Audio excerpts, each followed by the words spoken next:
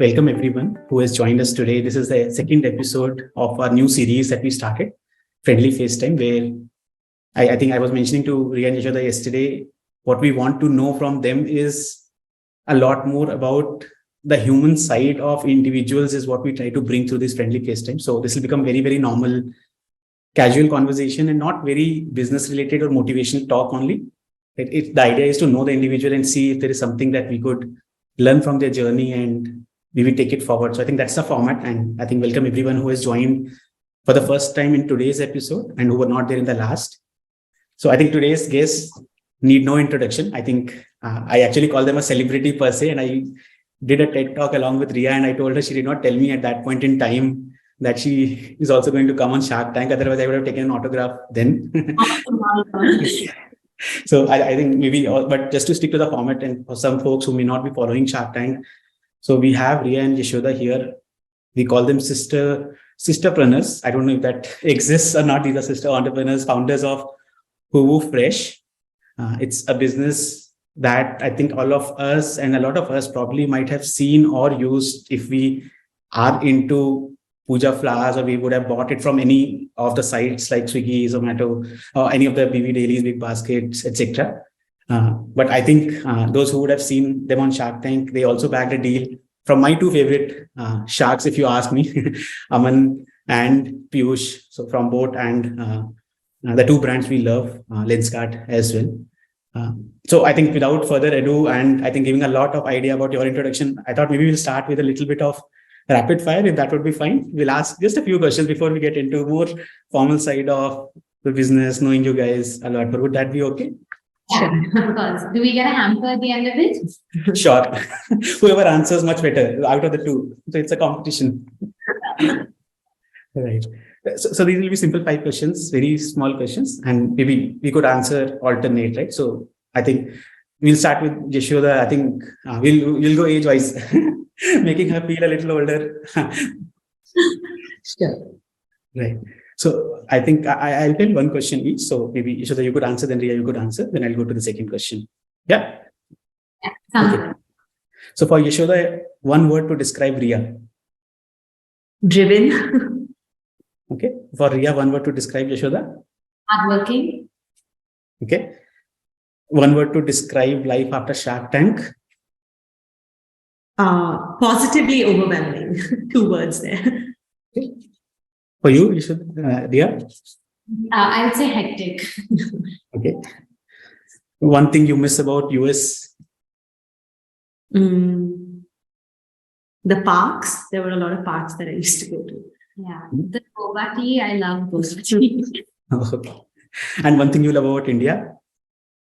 The chaos. And I think family being so personal. Okay. And maybe the last one, your favorite shark? Aman Gupta or Piyush Jain? Saw some friction between our sharks. I would say Piyush. I think my favorite shark is still Vinita. I would Okay.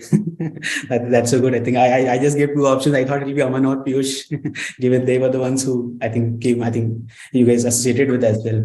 He made us an offer at least. Yeah. Got it. I think those were the questions I thought we could ask just to know a little bit more of you guys and how things are. But I think for the audience, just before we get into the first more formal question part of it, or a little more the conversation itself, both I think Riya and I think Yashoda have a family business. Their dad runs a business, and I think from a time almost 4 decades, I guess, and that's one of the biggest rose farms globally. Oh, okay, almost a couple of decades. Okay. Yeah. Our dad actually started the year that our dad and mom started together the year that Yashoda was born, so 1994. Okay. So almost for a couple of decades. And that's, I think, the biggest business globally. And you guys, I think, started working in that before, I think you went on to create Hoovufresh. So maybe before getting to Hoovufresh, like how was that journey? Like how was it working in a family business for you guys?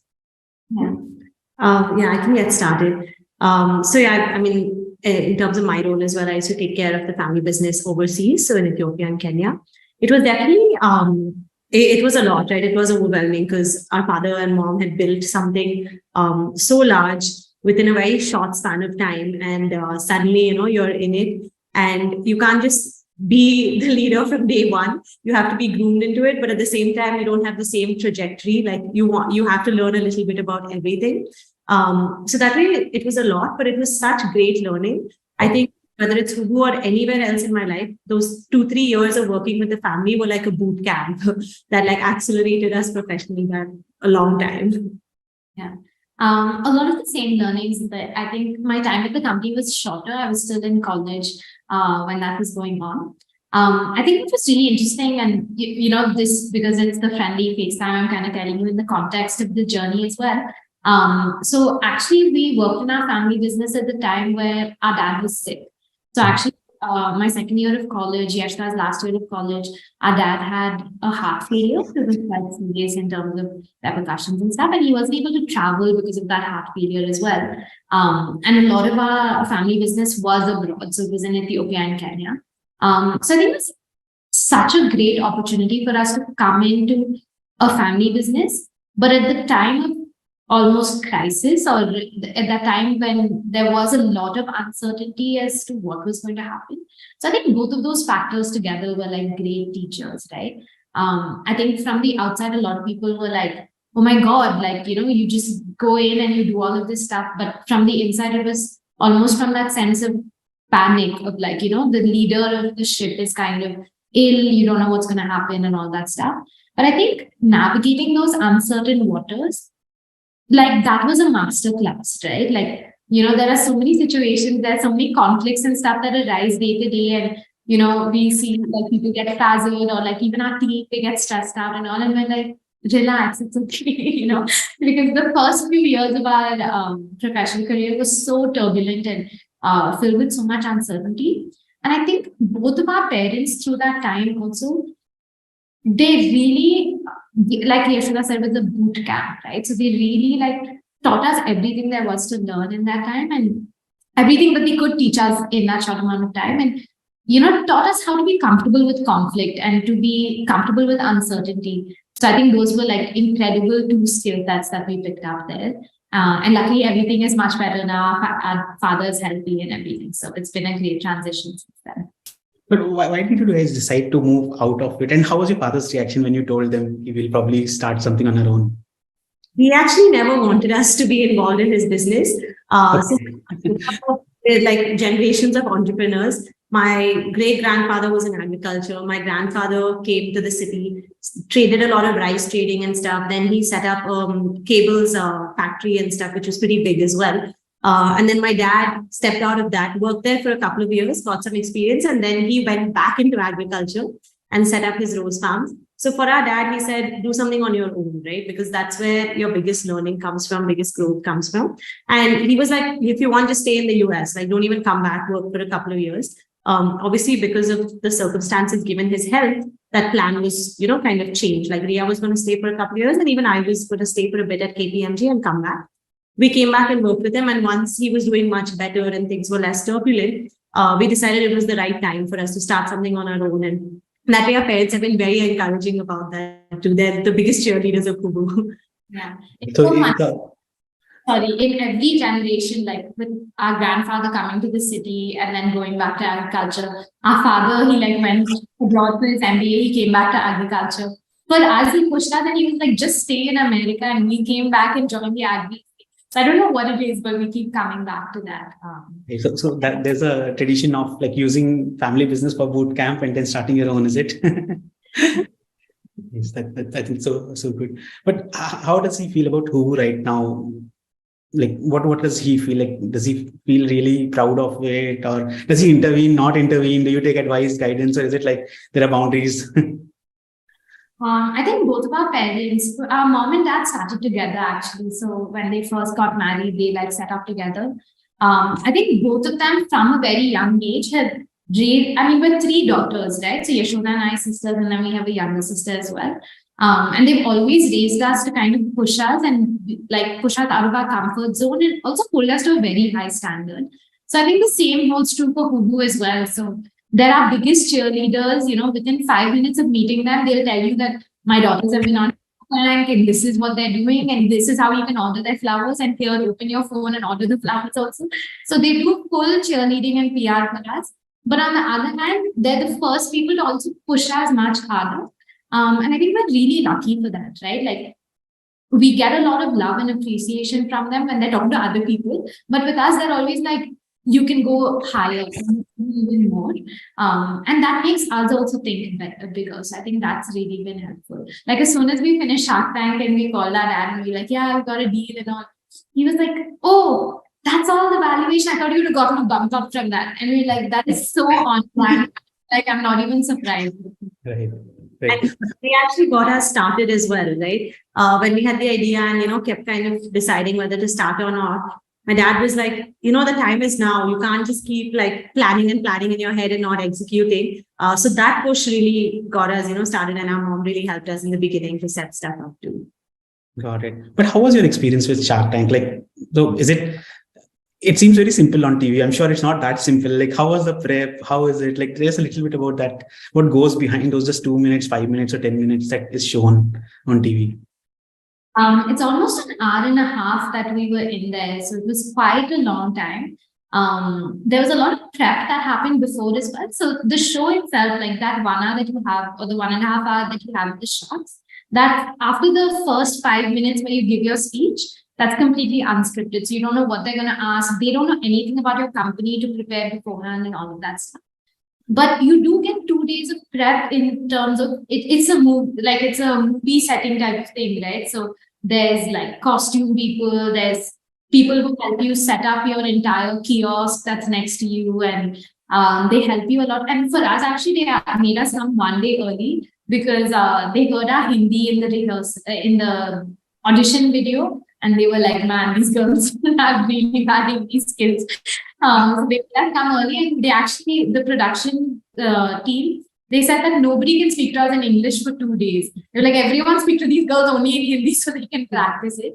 So that it was like a huge, big production. There was a lot of people involved, and honestly, I think our success in that 1 hour is really dependent on the amount of support and help and friendship, honestly, that was extended to us through the production team. They made us feel so comfortable, like ironing our clothes, doing our hair, all of that stuff. So yeah, it was a huge thing, and it was really fun. How did you guys prepare for it? Like, how did you remain calm? Because I think such opportunities are once in a life. And maybe I think if fortunate, probably a couple of times. But how did you prepare for that? Like, how did you remain calm and not go like blank, that frozen kind of a moment that comes in? Yeah. I think that positive atmosphere that they created made a huge difference. Because I remember, even before we went for the final shooting, we were so busy because it was right after Ganesh Chaturthi, and that's one of our bigger festivals. So we were honestly so busy just like prepping with orders and stuff. We didn't even have time to really prep for our Shark Tank episode. So we're like, okay, we're going to be there for 2 days. Those 2 days we'll only think about Shark Tank. So when we showed up for those 2 days, we're like, okay, there's a lot that we need to do for. So then, it was just kind of like, okay, you have to get stuff done. So we didn't really have time to process the fact that we're actually going to be on TV. Like, you couldn't be anxious about it because there's no time to be anxious in a way. But I remember after all of that, right, those 2 days of practicing, talking to them, everything, the team, of course, not the sharks. Before we went onto the set, before the sharks saw us, I remember Riya and I were sitting together, and then the nervousness kicks in because you're like, oh my God, like, what am I going to say? And if I make one mistake, it's going to be probably a meme or whatever it is. Like, how is that? But we were looking at each other and we're like, you know what? Keeping everything aside, regardless of whether we get a deal or not or how this goes, this is a once in a lifetime opportunity, right? When would we again be on reality TV and something like this? Let's take a moment to actually appreciate that. Because one thing for me and Riya, our parents always tell us this, because we also came during that turbulent time and started working and then set up, things were going so fast. We never really celebrated a lot of our milestones, right? Because it felt like it would be complacent if we did. But the extreme of that is that you're never taking that moment to appreciate. You're like, okay, what do I do next? So we're like, okay, you know what? Let's just take a moment and be like, we are grateful for being here. And regardless of what happens, like, this is something that we'll talk about to our kids in the future, right? Like, it is such an exciting thing. Let's register that in our heads. Not just think about like what needs to be done next. I don't know, at least personally for me, that was like a centering exercise. that really like got me in like this positive mode when I went there as well. It was not as scary anymore because of that. Yeah. Right. But also, was it like, because see, it's not at all scripted, and you're going to be in TV in front of so many people, right? See, I'm sure you guys have given enough investor pitches before, but that's in a closed room, right? So it's easy. Like if you ask me, I'm just personally trying to connect as an entrepreneur. I think being on TV and I think presenting could go either ways. Right? Yeah. Like, is it risky? How did you talk to each other or yourself over it, saying no, let's go for it? Like, how did you decide? Yeah.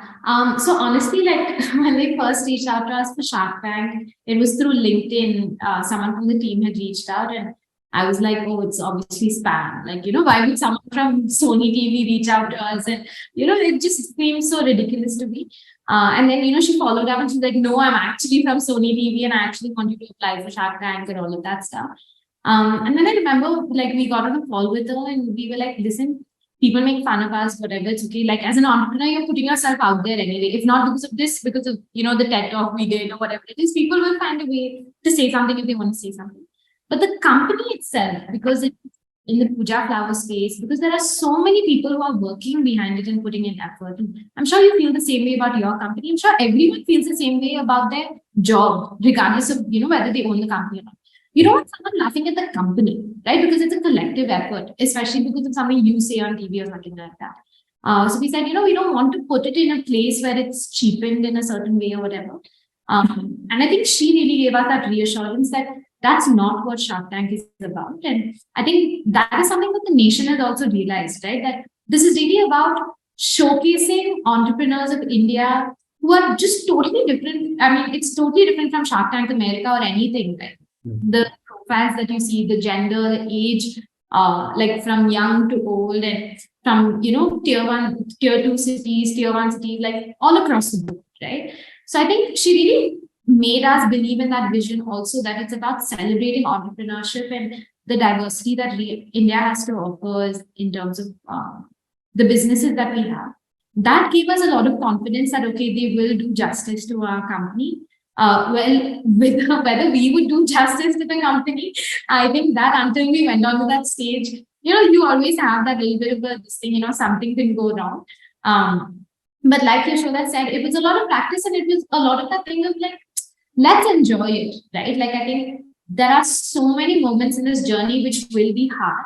But if you don't pick up those moments and say, I'm just going to enjoy this and let's see what happens, you go through the entire thing stressed out. So I think we were like, yeah, okay, like you said, we've done so many investor pitches already. We were like, just trust ourselves and go in with a calm mindset. And know that they're called the sharks, right? But know that they're not out there to get you or humiliate you or something like that. They're there to participate in an opportunity that is hopefully attractive to them, right? Because as entrepreneurs going on Shark Tank, you're not going asking for pity or charity or anything like that. And the show doesn't have that tone at all. I think the sharks and the entrepreneurs recognize that business is an opportunity and I'm presenting an opportunity to you and you are presenting to me whether your capital is going to be a great fit for that or not, right? So I think all of those factors together made us feel more calm that, okay, we're going to do justice. The company is going to go okay. And whatever nervousness we had, I think once we started talking about Hoovu, it's our favorite topic. So we couldn't shut up about it. Then it's like, oh my God. Right. But how was, let's say, if I were to ask you this question, if Shark Tank was not there as part of this journey, what do you think Hoovu would be right now compared to where it is today? I would say honestly fairly similar. Of course, there has been a lot of national recognition and stuff like that, and we do thank Shark Tank for that. But Shark Tank was Jan 2nd, so it was about like 3 months ago, right now. So in terms of a dramatic shift, I would say that the company hasn't like changed course or anything like that. It takes a lot of years of hard work to, steer a company in a certain direction, and that continues to be true. Of course, there's a lot of love and a lot of recognition pouring in, which is a great added bonus, and of course, a great added bonus to the business side of things as well. It might have taken us a little bit longer to get there without Shark Tank, but yeah, I think hopefully we would have gotten there because of the strength of the work Anyway. It's a great milestone, but just like any other milestone, right? They build off of each other. Like post Shark Tank, even if a lot of people reached out to us to order, but we didn't have the right operational excellence metrics or the right team to pull it off, it wouldn't really have been of any use. So it amplified the effort that we were already putting in. And just, I think if not for Shark Tank, it would have been something else. But ideally, and something that we keep, reminding ourselves too, that you can't give credit to any one external or internal factor. It's a constant building on each other. So even for our team, we were like, Shark Tank is great. This is amazing. But let's get back to work. Like, what do we have to do now to take? We can't be complacent on this either. What is the next milestone that's going to, like, when that milestone comes up, everyone should be like, oh, Shark Tank seems like such a long time ago. This is the new exciting thing about Hoovu that we want to do. Right. But is it overwhelming to have that spotlight now always, or let's say a lot more as well? Everything that you guys look at with, I think, social media and all the following and people are watching you more closely. Is it overwhelming sometimes?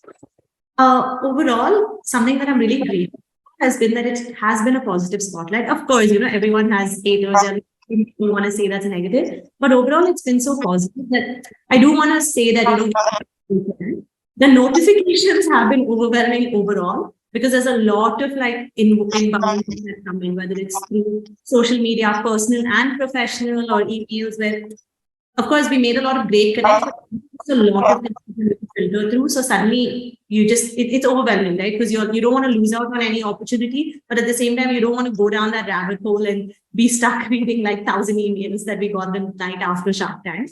I think it has been overwhelming. And of course, there's a lot of personal spotlight on both of us as founders as well. So that just reminds us that, we have to hold ourselves to that higher standard. We're not just Yashoda, Riya as individuals who run Hoovu, but we're also being seen as a representation of Hoovu, as a symbol of Hoovu.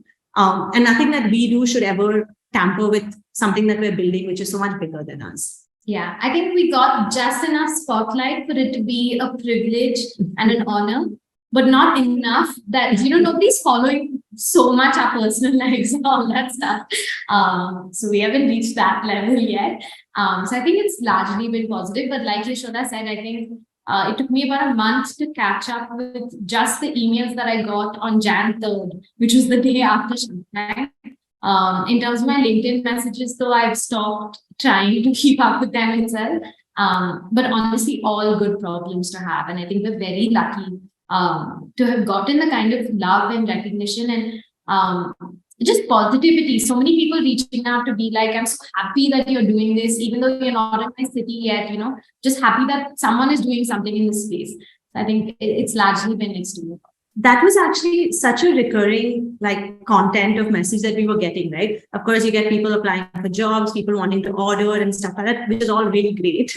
But just people saying, hey, I just want to say that I love what you're doing, which is so nice, right? Because as entrepreneurs, you don't get as much recognition as you think you need. You're too busy doing, and the back end of things.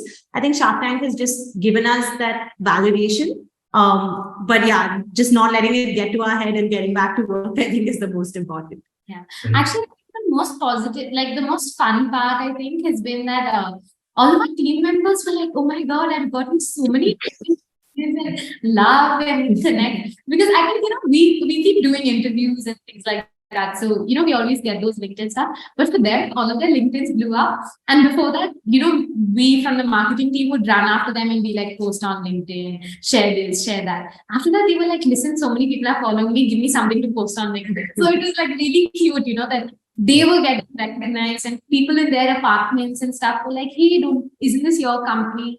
And for them to be like, yeah, that's my company and it's on TV. I think that was really good. Right. I think I remember, I think now remember the episode that you guys had aired as well. And I also remember, I think you guys had very politely tried to disagree with some of the comments that they made. And I think that was really well put, very assertively. What goes behind that confidence that you guys had there in terms of I'm sure I know you a little bit more, Riya, in terms of you have read more than 50 plus books last year. I've seen that post and the book, I think, reading habit that you have. What is the preparation that goes behind? Because I'm sure it takes a lot of work to reach where it is, right? Though it looks like an overnight success or achievement, but what are some habits you both have personally that helps you, I think, with your business and as a person that you are? I would say a lot of, I think personally, a lot of the confidence and I think sense of safety and self-assuredness, I think that's a lot of the stuff that people also pointed out to us after the show. And I think we kind of took for granted. It's honestly come from our parents and the way that they raised us. A lot of people were like, these women entrepreneurs speaking like this and all that. I was like, oh my God, you should see the way we speak to our parents. Our parents are like, please calm down. They're so used to us being, very assertive and speaking our minds and stuff like that because they have raised us like that. And I think they always raised us with that thing of you guys have to grow up to be leaders because otherwise you've been given the opportunity and you've been given amazing teachers, amazing schools, amazing peers to study with. If you don't make the most of it, you're kind of wasting the life that's been given to you, right? Like, I remember when we were kids, like our grandfather would take us to the farm and, it would be someone's birthday. So we'd be distributing blankets and stuff like that. And as kids, when we're distributing the blankets, we'd be like, oh, she's going to be the CEO, she's going to be the chairman. And then he'd be like, this is Riya. So like even from that age, it was always like, you guys are going to grow up to be leaders and being held to that standard. And again, like I said, I think the schools that we went to were like really pushed us out of that comfort zone. I did a lot of debate and speech in school. So I think that really helped in terms of public speaking and stuff like that as well. But yeah, I think all of those things. And I think we really believe in Hoovu. I think, even when people kind of push through every single layer and come down to the core of it, I don't feel personally fazed when someone disagrees with Hoovu or with the business proposition or anything like that. Because I believe in it so strong. Like I always feel like people have misunderstood or not understood properly or are having some gap with their thing. I don't think I've ever been like, oh, maybe puja flowers in India is not going to click as a concept. I've never actually had that doubt. So I think that's part of it. Yeah, and just going back to what Riya said about our parents too, right? There are like two things. One is the way they raise you and then how they are as people too. And seeing how confident both of our parents are. And, I keep joking with them. I'm like, literally, you both are the most confident people I've seen, even if you don't know anything about the concept. But seeing that attitude, like, reminds you that, yeah, that it's a choice whether you're going to be confident or not. And growing up, actually, I was very shy. And I'd be really scared to speak up. But for my parents, that was not normal. Like, they would be like, but why? Not normal in the sense that they didn't put me down for it. But they're like, but why should you accept that you shouldn't speak your mind out if you know better about the concept? They're like, if you're knowledgeable about it, speak about it and be confident about it. Who's stopping you? And I think just that shift in thinking was so important, and then seeing it in them. And just like similar to what Riya said about women entrepreneurs, right? So many times, and so many studies have shown this, that a lot of times it's that people expect less, and then you kind of, think that that's all you can do. And that's any gender, any sort of economic strata. The problem comes down to a lot to that, right? Where people are like, you have low expectations of me, I'm only going to hit that. Or sometimes it works the other way, where like, because you have low expectations, I want to prove you wrong. Majority, it doesn't. I think we've been so fortunate that our parents and our teachers, peers, and every environment that we've been in, nobody has ever set that low standard for us. It was always that you have to be the best. You are going to, excel in what you do. And regardless of who the person is, when you set that high standard for them, they do grow to that standard. I truly believe that. And I think that's a huge learning for us as, somebody who runs a company as well. Because for your team, if you say, oh, well, I don't think you can solve for this, or this is not for you, you're setting that low standard for them. But when you enable them to, reach these higher standards and build that confidence that you can, you do have the ability. We've seen it in our team too. So many people have grown into such amazing leadership roles, which obviously comes from their effort, but it's really important that we never stifle them with our own, mindset. Okay. Got it. And how is it working with each other? Like more of like, so you've seen obviously in the family business, your parents work with each other. Like, are there certain things you learned and you made sure we'll make sure these things do not happen when we work together? Or like, did it help you guys also create that boundary? Or how do you how is that experience of working as partners who know personally as well other biases that come in? How do you create that, I think, a more objective way of running a business? Yeah, I think conflict resolution is the first thing you learn when you work in a family business. And actually, a question that we used to ask, I don't know, someone asked us this, and I thought it was really interesting. It's like, are you a business that happens to be family, or are you a family that does business together? And honestly, like, it's an interesting question because it doesn't have a clear answer at any point of time. Like, it oscillates between both, right? It depends on the context, and what's why the purpose that you're asking that question. But in terms of us, so when we started, we had already worked in our family business a little bit together. I think we kind of had an idea there. We also sat down and we really talked about like conflict resolution and how we're going to divide responsibilities amongst ourselves, how we're going to address conflict when it comes up. And it keeps changing, right? Like that framework has to keep adapting, and we keep kind of having those conversations and stuff like that. And I don't think we figured it out, and I don't think we will figure it out for the next like 5, 7, 10, 15 years. It'll have to keep evolving because us as people will be evolving, and the needs of the company and the pressures that we face, will kind of keep amping up. That being said, I think it really helps that we have separate responsibilities. So we have like individual domains that, at the end of the day, no matter how much you agree, you say, okay, that's your domain. So then the call is that. We also have a framework for how we think about things where we like, if we really disagree, then we say, okay, we'll do an experiment. This is the budget. This is how we do it. This is the time frame. And then we'll make a decision after that. So I think those things help. And then we have a younger sister. So I think that also really helps because she like forces us to disconnect from that. But yeah, I think we keep figuring it out. Honestly, I think what worked for us 1 year ago doesn't work for us now. And like what works for us now will not work for us a year from now. Yeah, it's a constant work in progress. And I guess recognizing the fact that it's a constant work in progress, because it's easy to be like, oh, but you were like this last year. So why should I listen to this new opinion that you have now? We're all changing. Something as simple as our different roles, right? Like in the beginning, when we started, of course, we were stepping on each other's toes a lot, but that was okay because we also just didn't know what responsibilities the company would entail, and we didn't have the right experiences for that. Then the biggest learning was, oh, how do we come up with differing responsibilities? We are very different as people, so that really helps. So we complement each other in that way and kind of segregating stuff. And in the beginning of this year, when we were just doing like a year-end review and like what our plans for this year were, we realized that we became so obsessed with optimizing our time and responsibilities in the company. Both of us were totally working in silos. Obviously, you're giving each other updates, but I was like, oh, if I'm doing this, then why involve me? Yeah, that's a waste of her time. And then the other way as well, right? And then we're like, yeah, but there are certain decisions where, yeah, our different strengths are great, but when we come together, we're much stronger. So how do we work together on certain parts of the business or project or, really foundational stuff, because 1 + 1 is really equal to 3 there. So then we rehash that plan and we're like, these things, we're both going to spend time. Don't think about the efficiency of time, blah, blah, blah. So, and then I think that continues to evolve.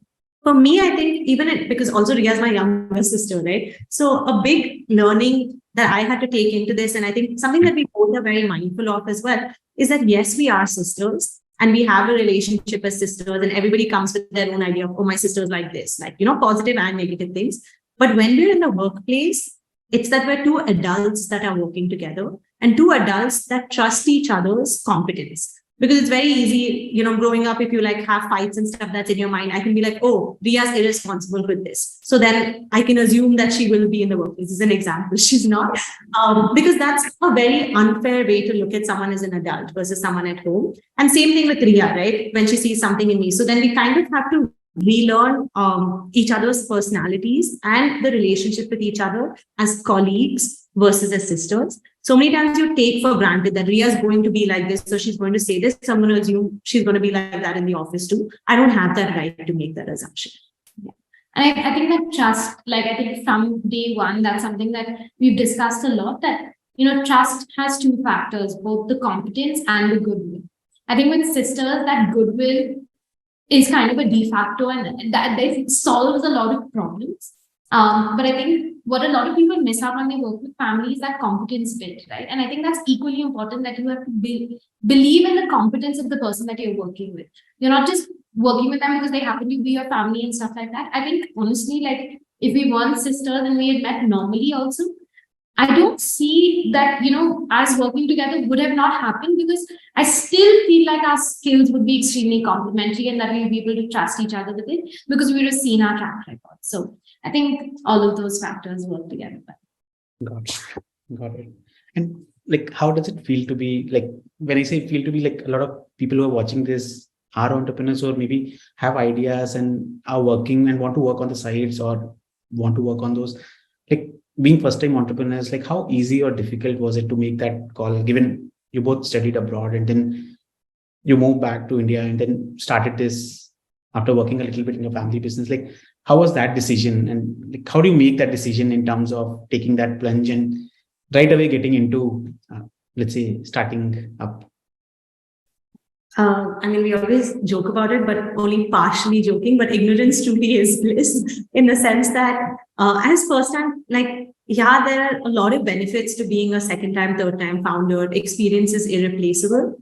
But there's also this excitement that comes from being a first time founder and this naivety, which is not a bad thing, right? Because there are so many problems that a lot of times people are not willing to start off, not because they don't have an idea, but because they're seeing everything that could go wrong with that idea. Like you talk to anybody, they'll have 100 things that they would want to do, or a lot of people have very brilliant, thought out ideas, but then it's just like, oh, but XYZ could go wrong, and they're not able to take that leap of faith that let me see if it actually goes wrong, and even if it does, let me figure it out. I think when you're a first time founder, you don't know a lot of things that could go wrong, and you have this naive excitement that it's okay, I'll figure it out. You have that optimism, right? Honestly, I think a large part of us starting off was that we had that self-confidence and we had that support system also, whether it was our family or our peers who were like, yeah, we do believe that you can build something. And with our parents too, they're like, go try what you want to try. And, we're always here to be there for you. So then when we started, of course, that is half the journey. I truly, truly believe that like starting is half the journey. And beyond that, then being very quick in your learning. Then you can't be naive, you can't be ignorant, right? You have to be agile. You have to be super open to learning. And you have to keep like resetting yourself. Like I was just listening to a talk the other day, and someone was like, at the end of every year, fire yourself. Because you've got to fire yourself and you've got to decide if you're worth rehiring for this position or if it's something else. Reminding yourself of that continuously. Am I still the right person to be solving for this? And if I'm not, where do I fit in or where does somebody else fit in? Yeah. I think a lot of that. I think when you look at it from a bird's eye view, which is what seasoned entrepreneurs do, they see like, there are so many hurdles in the way. There are easier problems to solve. But, when we talk about fresh flowers, we always see this where like, we didn't know that, first of all, we didn't know it was going to be so hard. And second, we didn't know other things were easier. I think, that actually we realized this year. We didn't realize until this year that we were like, a lot of big people have built businesses that are not easy to build, but in easier domains to build. They've chosen existing business models or like, something that doesn't have as many of the things that don't work. But for us, we were like, oh, okay, like all work is hard. And therefore our work is also hard. And it wasn't until later when everyone's like, you guys are crazy for solving this problem. I think on Shark Tank as well, she's like, which business have you taken and what have you scaled it to and stuff like that. But I think like when you're looking at it from the top, you're like, I won't even go on this path because it's hard. But once you're on the path, if something is in front of you, by hook or crook, you'll find a way around it or under it or whatever. But that will only be visible when you're like on the path and you're actually there. And it honestly drives you to build something really big too. I remember listening to Vinita, one of her interviews, where she said, whether it's a small business or a big business, it's hard to build a business. There will be 100 issues you have to deal with every day. There'll be some firefighting that you have to do. If you're anyway going to put in that much effort and take that stress, you might as well build something really big. And that really resonated with us, right? Like it was like, yeah, this is a difficult problem to solve, which makes us want to solve it in such a grand scale that has never been done before. But I think with difficult problems, like, do you also get into situations where you feel stuck because, see, no one has done it, like models which have been proven, even though in a different geography or a different industry, it's easier because somewhere you can draw parallels and see how I could problem solve. Whereas, because if you ask us as well, mental health as a domain is something which is very difficult to solve for in India. Right? And it's very difficult to see what could work, could not work. So I think it has been a journey of 8 years and still we are trying to discover ourselves. Right. And like, what do you do? Like, is it like, are there a lot of highs and lows in that journey? Like, how has that journey been so far and how do you manage those? I think in terms of, for me personally, it's always been that puja flowers as a product or this puja space generally needing this intervention and needing better services to the people who do puja has always been crystal clear to me. Like, I think it has to work because people need it. How it's going to work, what the path is going to be, all of those are open questions, right? Like with fresh flowers, for example, right? We started out doing our own deliveries, like sending, our own delivery boys at 5 o'clock in the morning to do deliveries and all that. And at that point of time, we had to do it because, these big delivery partners had not yet kind of launched and, getting listed on them was difficult and all of that stuff. So we had to do it. So we did it. And then it just felt like, okay, this might not be working. This might be kind of impossible for us to scale actually. And at that point, because we didn't have any other option, we found another option, right? Which was that B2B thing. The next time after that, we were like, okay, now we have to go into a grocery store, but how we do it? That's something that we're figuring out right now. I think we've been lucky that we've not hit a roadblock that has been a death sentence so far, which is why we're talking to you today and, the tone that we're talking to you in and stuff. It could have happened to us at any point, right? Like COVID could have been that death knell for us because we are an operational business and we were a startup at that point. Very luckily, we had just gone through an accelerator right before that. So we had some cash in the bank, but it easily could have been the roadblock that no matter how much you push yourself against it, could have been the one that just stopped you, right? Like that happens, and it happens to the best of the best entrepreneurs with the best of the best product ideas as well. So we're always aware of that, but I feel like I'm one of those, because of the computer science background, I'm always like, if a problem is solvable, like that's the problem that concerns computer scientists, right? They're like, is it a solvable problem? Once you say it's a solvable problem, they're like, then it will be solved. Who's going to solve it? How are they going to solve it? That all seems much easier, which I think is different on the operational side. It's like, yeah, but solving it is the difficult part. So that way, I think that belief has always helped me, whether it's been a high or low.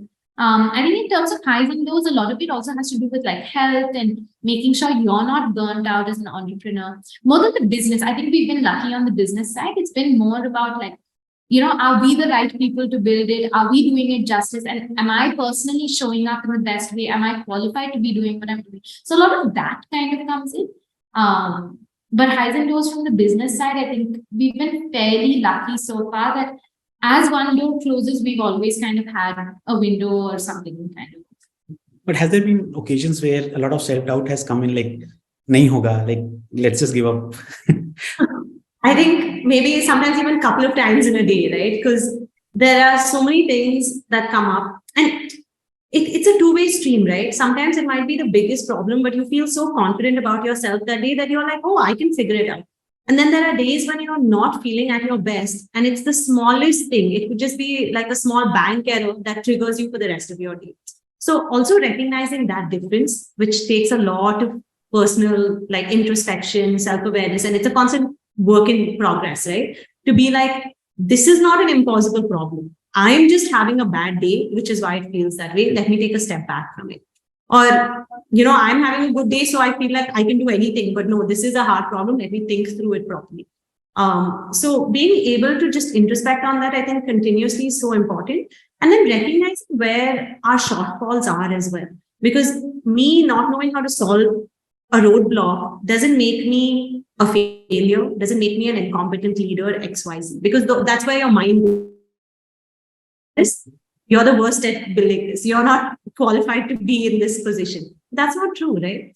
I think something that really helped me is before we started Hoovu, and that's when the self-doubt was the highest. Because it's like, am I even ready to do this? This is a big step.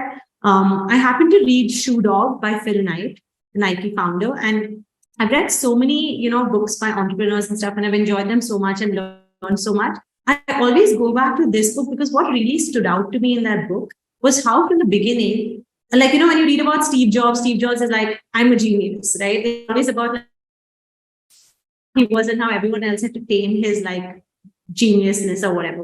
But with Phil Knight, it was never that angle. He was like, I don't know the answers. But he was always focused on who can I get to solve it and how do I recognize where I don't know things. And that really helped me and something that I could personally resonate with.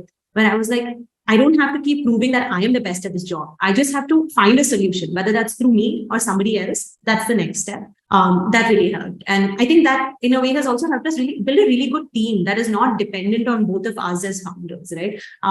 If both of us are not available at all, phone switched off for a week, also operations will go on the way they do, because the team has been empowered and they are able to really take up those positions, and they're more qualified in a lot of them than both of us as well. Yeah. And I think you will have moments where you feel like, okay, I'm not doing a good job, or I'm not doing this thing. And there's two things, right? Like sometimes you will be wrong. Like sometimes you'll be like, oh, I'm not doing a good job. And you have to be like, you are doing a good job. And you have to like pep yourself up from that. I think the harder case, I think that is the case that, we talk about a lot. I think the harder case is when you're right. Like there have been times where I was like, oh, like I'm not able to do this. I'm not the right person to be building this aspect of doing this task, or this is not a strength of mine. And I've been right? Like no matter how much encouragement I give myself or whatever it is, like it really sucks to like face that. And I think especially early on in our journey, because like it was 4 years ago, right? So I was like 22 when we started. And like forget 22, like 23, 24 also. There were times where, you just mess up. There are so many things you don't know. Like you think building a business is, building this business is about fresh puja flowers. You think it's about machinery, it's about tech. And then you have HR issues, right? Like you have someone who is in a relationship in the office, or, someone who comes and tells you that, someone is sick in their family for the first time. And you've never dealt with that situation before, right? And are you dealing with it with the right compassion? Are you dealing with it in the right kind of way and all of that stuff? Those are open questions, and sometimes you will kind of falter. Not just HR, it could be anything, right? Like you can go into a meeting and you can totally fumble it up. Like, and that has happened also. But I think coming back from those moments is really important, because you have to tell yourself it's a marathon, right? Like it's not a sprint where like, every task has to be absolutely perfect. You have to be perfect all the time. There will be days that you fail, and there will be days that it is your fault that something has happened. Like I remember when our first machine came in, it was so exciting and it was this huge breakthrough. And then like 6-8 months down the line, when we realized that, okay, this machine can work, but it involves a lot of different, things which are going wrong. And actually we have to redesign it for a different thing. It was a huge blow, because, it was a huge capital investment that we had done, and I kind of pushed it forward. I was like, it can be done. This machine can be made, can be made, can be made. And then to be like, oh, maybe like, I had messed up. Maybe it can't be made. That was a huge blow. But I think if you just get stuck in that rut, then it doesn't help you, it doesn't help them. I think like shame and anger and fear limits you so much. Like I think when you make a mistake, when you make a mistake and you're wrong is the most important time to like love yourself and be like, it's okay, you've made a mistake, everyone makes mistakes, whatever. How do we come back from it? I think that's really important. I think like when you have a lot of shame about a mistake, like you go protective, right? Like you're not able to look at that mistake to even be able to address it or, come back. But some of these things like introspection and trying to be reasonable about it happens generally a little after, when you are in that moment of doubting yourself, right? Or let's say when you are in the low. Are there some practices personally each of you do when like you kind of feel like, okay, this won't happen, feel like giving up, like before you get into that zone of being reasonable about it, being able to answer and introspect and see how to tackle it? Like, are there some things that you both do personally to come out of it? I think there's like the prep that you do every day, which like prepares you kind of for those moments of crisis, and then what you do in that moment of crisis. What is that? Like, are there some habits that you guys follow or you follow? Yeah, I think I mean, for me, like, I've always been someone that has read the Gita a lot, and the Bhagavad Gita is something that, has really helped shape my thoughts and something that I keep going back to through life. That just being in class and kind of thinking about the Gita, thinking about everything that I do in the context of what is the purpose of my life, has been something that's been really helpful. Because in that moment where you're like, I messed up, this is going to be the end of my life, then you're like, but I'm not doing this. Like, this is not a defined definition of who I am, right? Who I am is something that's much bigger, and that's coming out through the work that I'm doing. So all of that prep work, of course, helps you become stronger and stronger. And it's a constant work in progress. In those moments of like sudden anxiety or fear or when things go wrong, of course, the Gita then becomes my anchor. I chant a lot too. So I chant throughout the day and stuff. So my chant count increases significantly on the tougher days. But for me, that's the anchor because then you don't feel alone. Right. For me, faith has always been that alone factor, like that support system in that way. Of course, you have your physical family and peers and everything. But for me, I'm like, if to remind myself that God is by me through everything that I'm doing, really makes everything easier. A more tangible way to say that also, your co-founder is super, super important, right? And I'm super fortunate to have a co-founder who, keeping everything else aside, is empathetic, understands, is mature, and is also my sister, so she gets me more. So when you have those moments of, oh no, like I messed up, or I don't think I'm the right person to do this, it's harder for me to go say that to an external party, but to be able to have that conversation with my sister, knowing that she's not going to judge me. We're going to, she's first of all going to comfort me, and then we're going to find a solution. It's both. Because if you go to family, you get the comfort, you may not get the solution. You go to someone, a colleague, you'll get a solution, but may not get the comfort. You have a combination of both. And as Ria said, right, there are two. One is you might think you're not competent, but you are. And you might think you're not competent and you're not. So the first situation, you get that little pep talk from your co-founder, like, no, you're totally wrong. You're actually doing a great job with this, like, keep going at it. Or, yeah, maybe you're not. That's okay. That sucks. I'm sorry. But okay, now what do we do to kind of solve that? I think that we've always been each other's support system in that sense. And that has helped me personally a lot, because I do like underplay myself a lot of times. And I'm like, yeah, I don't think I can do this. And then she gives me a great pep talk that helps me go forward. Yeah. I think for me, I think I have like an internal collection of like quotes and stuff which just help me. So I have these particular things where, like, if I'm in a particular, like, for example, if I'm like really feeling sick, but I have something really important to work on and I'm guilt tripping myself about not working on it, both not doing the work and making myself more sick by guilt tripping myself. I have this Mary Oliver poem called Wild Geese. So then that's the one that like comes up. And it has this line, it's like, you don't have to walk miles on your knees, right? Like, she's like, it's okay. Like, you don't have to start from a place of like, I'm sorry. Like, it's okay. What are you sorry? It's okay. Like, it happens to everyone. There's this other essay that I really love, like from college, because I think this whole imposter syndrome thing, like, I really had to deal with in college as well. And I was like, oh my God, everyone's so smart. And like, I'm so dumb and I'm making so many mistakes and all of that stuff. And it's this, it sounds really silly, but it's like, we're so young. And then she just said it 3 times. So she just said, like, we're so young, we're so young, we're so young. And it's from a graduation essay. And it's like, you're constantly feeling like you're running out of time. You're like running this race and you're being left behind and all that stuff. And she just said it 3 times to be like, you're still so young. You still have so much time to figure it out. And I don't think it's about youngness. Like, I don't think it's about age specifically. I think it's just about centering yourself and being like, there is time. There's always, as long as you're alive, there is still time, and you will, nothing is the end of the road, kind of thing. So I think I have a few different quotes like this that like help me in situations. And I think honestly, like, our parents also really help a lot because they come from that place of like, just relax, like, it's okay, like, you'll figure it out type of thing. So yeah, that helps. Got it. I think this was super helpful. I think Ria and Shweta both. So maybe for the participants, before we proceed, any questions that you guys might have, you can put it on chat. We'll try to pick a couple of them, maybe being watchful of the time. And I'm sure, I think we'll not hold you very long there. But I think before we pick the first question, which we already have here, I'm sure I think both of you read books. So maybe before we get to the questions, like maybe one book each, if you can recommend, like what any of us should read, like something that we have taken away a lot of, I think, which is your go-to book per se.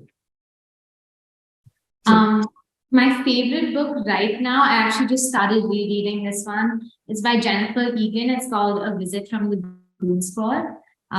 This is like my 3rd reread or something. And it's just so lovely. It's all of these different voices coming together. And it's just like, honestly, there's no like particular plot. It's just about different people's lives. But I find it extremely comforting. And I would recommend it to anyone who enjoys good fiction. Yeah. We read a lot, Ria, definitely a lot more than me. I already mentioned one book, and I think that's something that I would recommend, Shoe Dog by Phil Knight. Whether you're starting a business or not, I think just seeing the way he talks about his ups and downs and his own imposter syndrome and insecurities. And, when you think about Nike, you think this person is perfect and he probably doesn't have any insecurities. That's not the reality for anybody. I think it was just nice to read a human story in that sense. Got it. I think I would be someone who actually would also recommend Shoe Dog as a go-to book for myself as well. I really recently read that, and I think it kind of makes you feel that it's not, you need not be special to be an entrepreneur or start a business or do anything for that matter. Even common people could do wonders if just the basics are right. And I think that's really wonderful about that book. Right.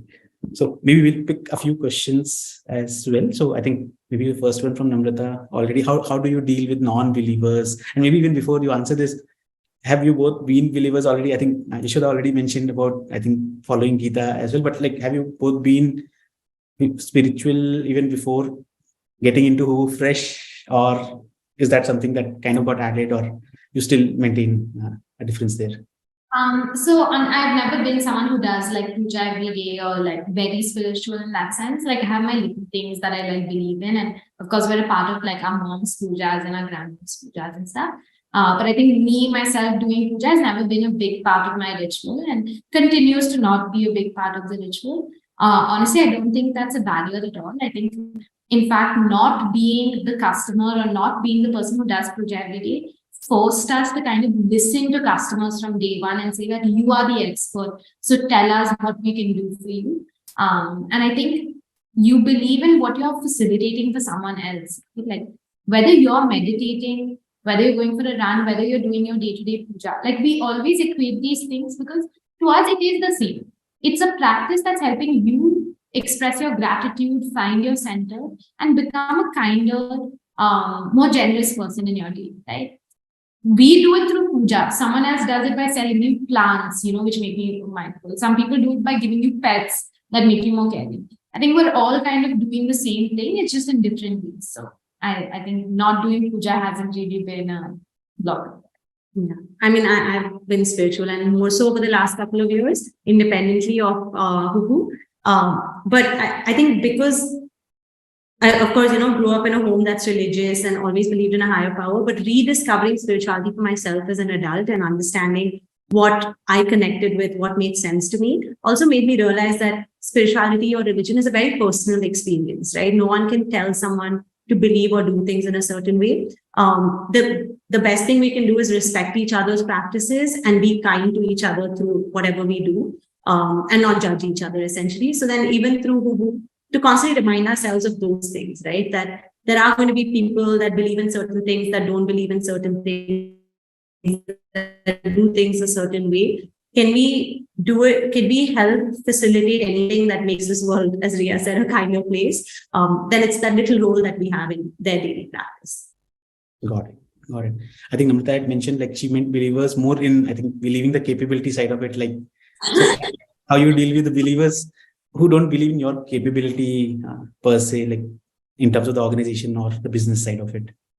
I think it like pushes us more because then you kind of use that as that impetus to be like, let me continue to solve the problems that I'm solving because I believe in it. And I don't want to say they're the motivation because again, then it becomes external and then you become complacent when people validate you. But that short-term push, right? Because when you're like, at least that's how I use it. Like day to day, we're motivated by ourselves and you're doing your thing. But when someone says something negative, not to be caught up in it, but to be like, hey, like this is a reminder that I need to work harder is always a nice thing. And there'll always be people that don't believe, and that's okay, right? It's not even like hating on them and being like, oh, you don't understand because you're stupid. No, like people have different perspectives and that's fine. If you believe in what you're building, be open to feedback. Because that's where you learn the most. But that's it. That's all there is in every conversation. Like so many times we've been asked the question, do people still pray?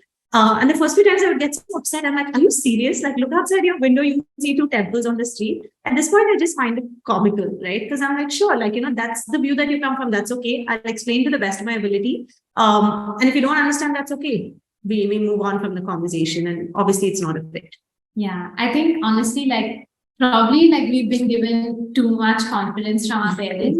But I'm always like, oh, that's so sad. They don't know. Like, whenever people are like, oh, this can't work or this can't happen, I'm always like, oh, that's so sad. Like they are missing out on some information or some insight which we have. Like I never feel like they are doubting me. I always feel like, I wish I could explain it to them better, or like I wish they could understand it more. And I think that has always helped a lot.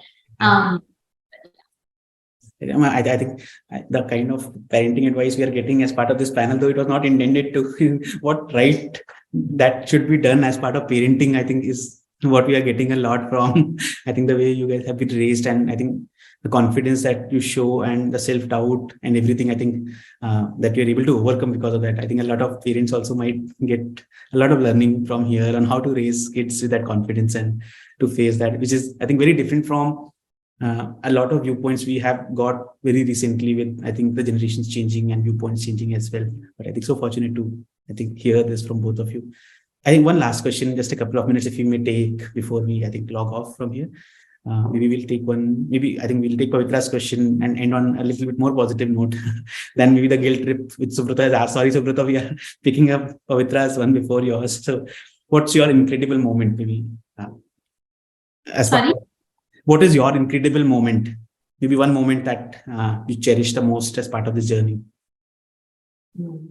I mean, like we spoke about Shark Tank a lot, but more than even the Shark Tank episode or anything. So the day that our episode came out, we had a little viewing party at home with friends, family, just well-wishers.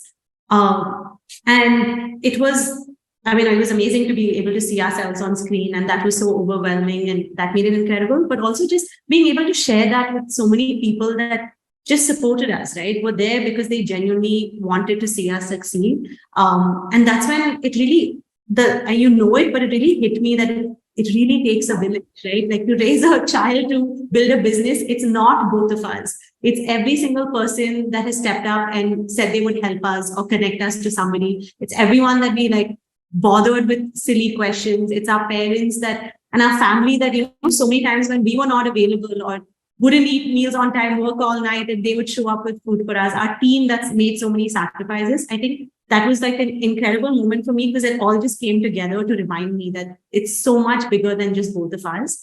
And that's amazing for me. Yeah.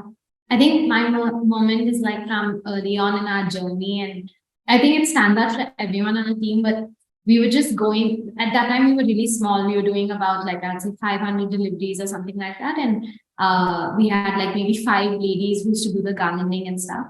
So we're just going through the logistics data, looking at the different listings, and we were like, oh, this person had the same name as like one of our ladies who does the gardening. And then we realized it is her. Like the list had some of the fanciest houses in Bangalore, like Epsilon and, all of these big fancy houses. And it had someone from our own packing team, who was doing that. And she was like, yeah, like they're great flowers. So, and I see the quality every day. So I also subscribe to them. And I think that was such a moment of validation for us. It made us so proud that, because it was always about making it available to everyone, right? And it was about making this product accessible. And we were like, damn, that just made us so happy. So I think that's always a moment that's. Okay. There's one more very interesting question, if it's okay, if we may ask as well.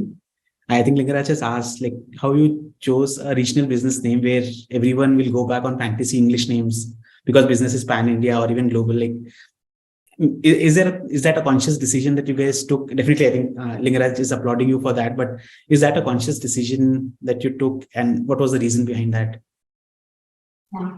I mean, I think when people think of puja, when they think of these flowers, they think in their mother tongue, right? Because they've heard it from their moms, they've heard it from their grandmothers. Like you don't think jasmine, you think malipu or mogra, or you think chendu, and everyone has these words that they associate with that puja experience. And for us as well, when we started doing our research, when we came back from college, there is a resurgence of like, made in India and that pride of Indian brands. But a lot of what you see is North Indian kind of aesthetics, with Good Earth and Fab India and all of that, which is great. It's a celebration of great craft and things like that. But we are a Bangalore-based brand, that we were born and we grew up here, and Hoovu is also such a beautiful name. And it's so similar to other South Indian languages like Telugu, which is our mother tongue. It's Hoovu, and different South Indian languages, it's like variations of that word.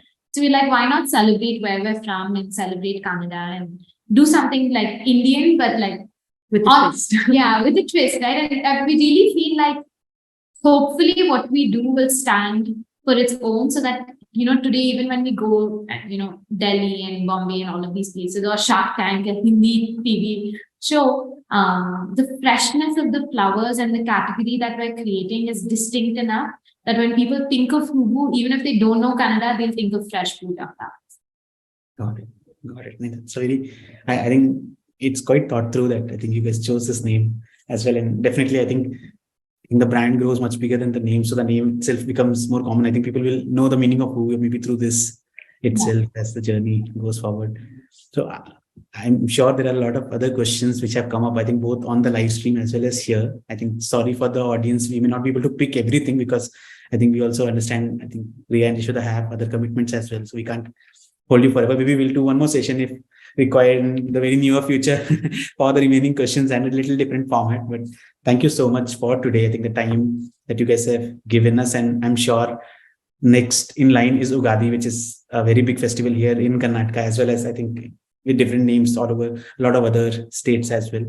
So I think all the best as part of Hoovu's growth, and I think the work that you guys are doing. Thank you so much for this time that you've given us as well. Thank you so much. Thank you for having us. Thank you. Thank you so much, Riya and Yashoda. Have a nice day. Thank you, everyone who joined. Thank you, everyone. Thanks. Thank you.